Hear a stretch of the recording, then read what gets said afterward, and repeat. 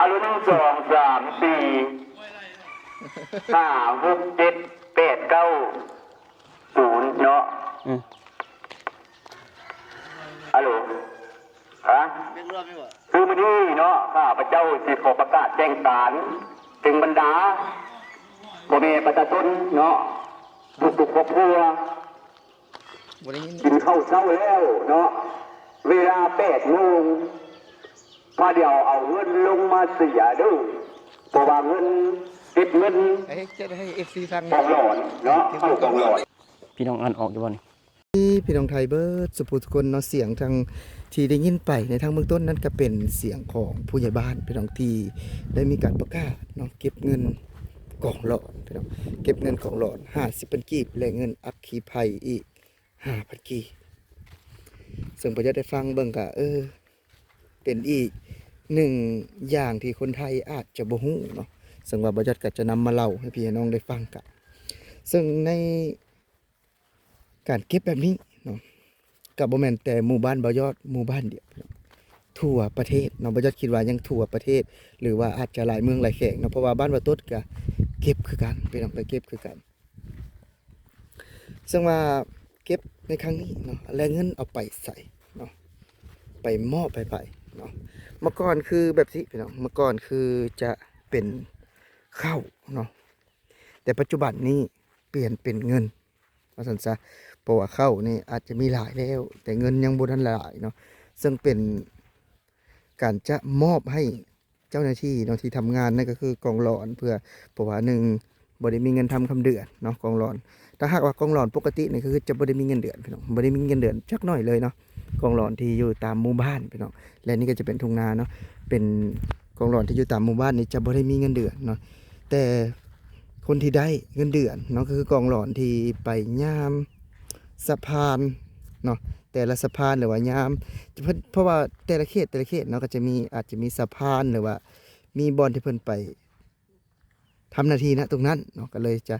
อาจจะเก็บไปให้กองหลอนตรงนั้นเนาะแต่ว่ากองหลอนตามหมู่บ้านนี่ก็น่าจะบ่ได้เนาะน่าจะบ่ได้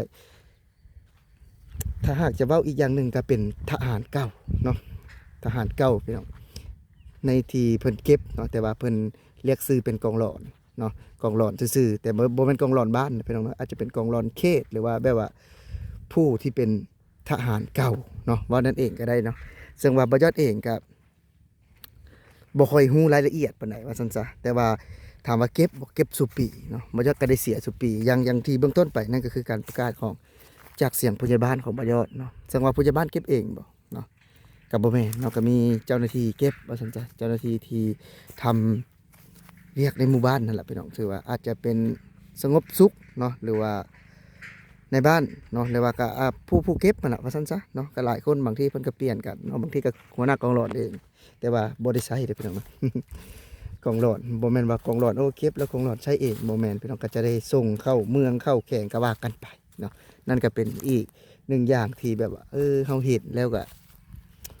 อยากถามคนไทยว่าคนไทยเคยมีแบบนี้บ่เนาะเคยแบบว่าเก็บแบบนี้บ่เพื่อแบบว่าให้ทหารเก่าบ่ทหารเก่าแก่เนาะถือว่าบ่จะได้เห็นเนาะก็แบบว่าก็เป็นอีกอย่างนึงที่เฮาปฏิเสธบ่ได้ว่าบ้านเฮาเนาะถ้าหากว่าเฮ็ดหยังก็ต้องเก็บเนาะพี่น้องเนาะเพราะว่าถ้าว่าเพราะว่าบางทีก็เจ้าหน้าที่เพิ่นก็ปฏิบัติแบบว่าบ่ได้มีเงินดำคำเดือนเนาะคือปฏิบัติแบบพื้นบ้านพี่น้องถือว่าเฮ็ดไปเนาะเฮ็ดตามหน้าที่แต่บางสิ่งบางอย่างเนาะมันก็หลีกเลี่ยงบ่ได้ว่าต้องมีการกินการโกงเนาะมันก็หลีกเลี่ยงบ่ได้พี่น้องนั่นคือเป็นอีกหนึ่งเรื่องราวนั่นคือเป็นอีกหนึ่งอย่างที่แบบว่าคนไทย